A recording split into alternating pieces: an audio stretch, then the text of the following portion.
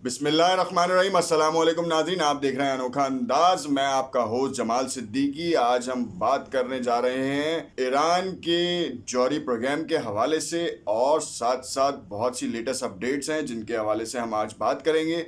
ایک طرف کہا جا رہا تھا کہ ایران نے اپنا بدلہ لے لیا ہے، دوسری طرف یہ فکر لاحق تھی کہ کب امریکہ پلٹ کر وار کرے گا۔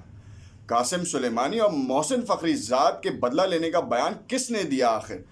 جوہری پروگرام تک رسائی دینے پر روحانی پر غداری کی کہانی کس نے عوام میں پھیلائی؟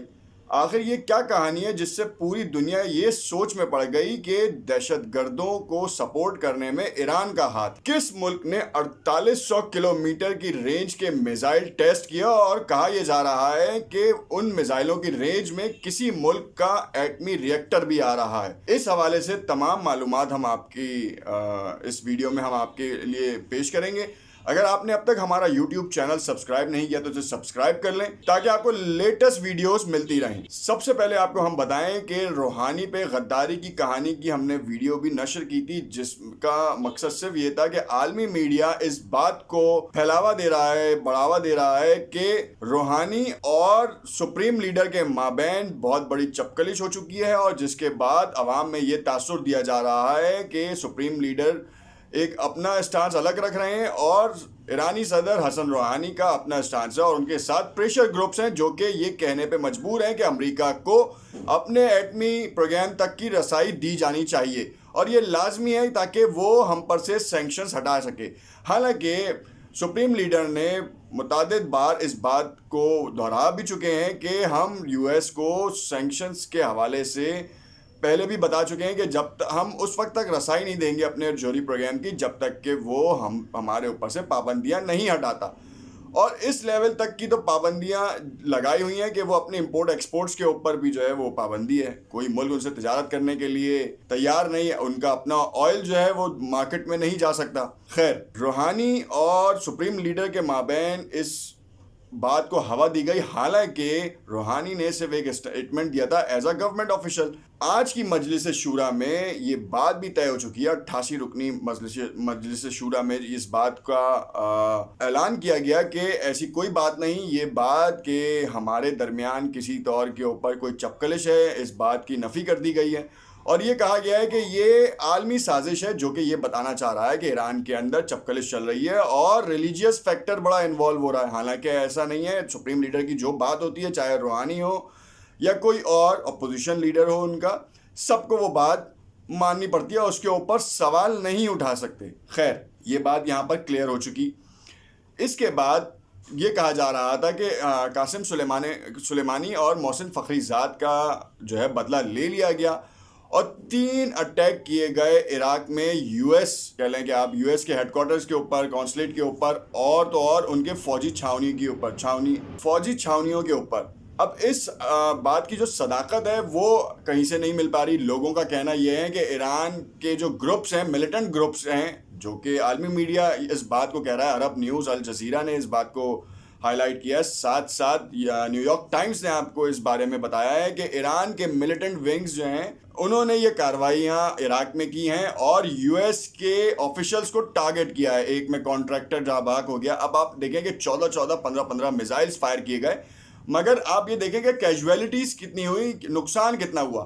ایک طرف یہ کہا جا رہا ہے کہ کیجویلٹیز ہوئی ہیں اور یو ایس نے جو ہے اس کو اون نہیں کیا اور بتایا کہ کوئی جانی نقصان نہیں ہوا۔ دوسری طرف یہ کہا جا رہا ہے کہ ایران نے یہ کام کیا، حالانکہ اس کے بیک اینڈ کے اوپر یہ وہی ملک ہے جس نے 48,000 کلومیٹر کی رینج کے میزائلز کی ٹیسٹنگ کیا، اور ان کی رینج میں جو ہے وہ ایران کا نیوکلیئر ری ایکٹر بشیر آتا ہے۔ ہو سکتا ہے آپ کو اس پکچر میں واضح ہو جائے کہ آپ دیکھیں کہ ایریل ڈسٹینس ہمیشہ کم ہوتا ہے، جو روٹ ہے آپ بائی روڈ اگر آپ کیلکولیٹ کریں تو 25 کلومیٹرز کا راستہ بنتا ہے اسرائیل سے نیوکلیئر ری ایکٹر تک کا، اور ایریل تو اس سے بھی کم ہے۔ اب دیکھنا یہ ہے کہ اس وقت کی جو ٹیسٹنگ ہے، جو مارک کی گئی ہیں اور جو چیزیں مارک کی گئی ہیں، میزائلز کی جو ٹیکنالوجی کے تھرو جو ہے ان کی مارکنگز ہو چکی ہیں۔ آپ نے دیکھا کہ ایک ہفتہ قبل ہم نے آپ کو ایک نیوز دی تھی جس میں ہم نے آپ کو یہ بتایا تھا کہ اسرائیل نے 3000 مقامات کا تعین کر کے ان کی ٹیسٹنگ کی اور مشقیں شروع کر دی ہیں اسرائیل میں۔ اب وہ 3,000 یہ عرب نیوز کی رپورٹ تھی اور جیروسلم پوسٹ کی یہ نیوز تھی. ٹائمز آف اسرائیل نے بھی اس بارے میں لکھا کہ یہ لبنان کی حد تک جو ہے نا وہ ٹارگٹ کیا جا رہا ہے اور ان کی مشقیں اسرائیل میں کی جا رہی ہیں تاکہ 24 آورز میں ہم کیسے رسپانس دے سکیں ان لوگوں کو جو کہ اسرائیل کے خلاف کام کر رہے ہیں یا اسرائیل کے مقاصد کو ختم کر رہے ہیں, ان کو پنپنے نہیں دے پا رہے. تو اس کے بعد ٹائمز آف اسرائیل نے ایک لائن کی نیوز یہ بھی لکھی تھی کہ اس میں لبنان کے ساتھ ساتھ ایران کے ایریاز بھی جو ہیں وہ آئیڈینٹیفائڈ ہیں. اب جب یہ آئیڈینٹیفائڈ تھے تو آج ہمیں اس بات کا معلوم ہو رہا ہے کہ اس میزائل کو آخر کیوں ٹیسٹ کرنے کی بات کی جا رہی تھی اور جو فوجی مشقیں تھی وہ کس طرف کی نشاندہی کی جا رہی تھی. اب آپ نے دیکھا کہ یہ ایک پورا ایک سینیریو کریٹ کیا گیا جس میں یہ بتایا گیا کہ ایران اور ایران کے ملیٹنٹ ونگز جو ہیں وہ یہ کام کر رہے ہیں, حالانکہ کس کے مفادات جو ہیں وہ خطرے میں پڑ رہے ہیں وہ ہے اسرائیل.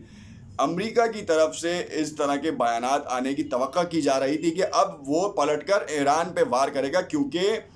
اس کے اوپر حملہ ہوا ہے اور کہا یہ گیا ہے کہ محسن فخریزاد جو کہ سائنٹسٹ تھے اور قاسم سلیمانی جو کہ ان کے چیدہ رہنما تھے, بڑے رہنما تھے اور خاص طور پہ ملیٹنٹ کمانڈر تھے, اور وہ عراق میں سیکیورٹی کے فرائض سر انجام دے رہے تھے. ان کو جب مارا گیا تو اس کا بدلہ یہ لیا گیا کہ جو 3 اٹیکس ہوئے ہیں پچھلے 1 ہفتے کے دوران. اب یو ایس کی طرف سے یہ خطرہ لاحق تھا کہ کہیں اسرائیل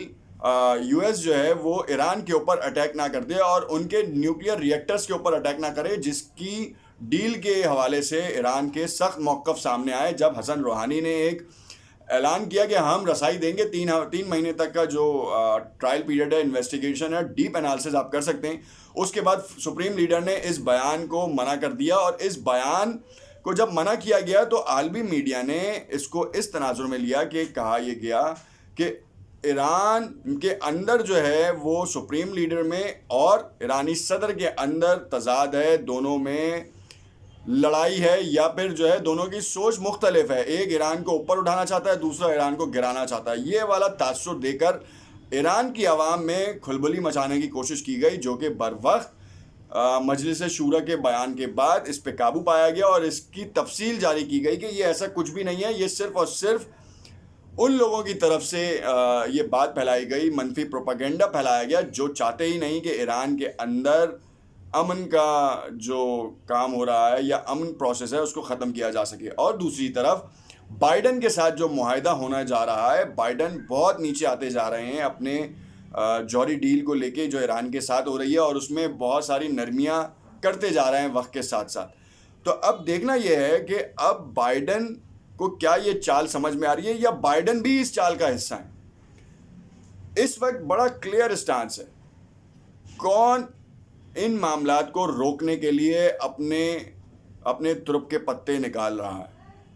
ایک طرف ہم نے دیکھا کہ ایران کے ساتھ نیوکلیئر ڈیل کے لیے بائیڈن فورس کر رہے ہیں. ایران کی طرف سے ایک کلیئر کٹ اسٹانس آیا ہے کہ ہم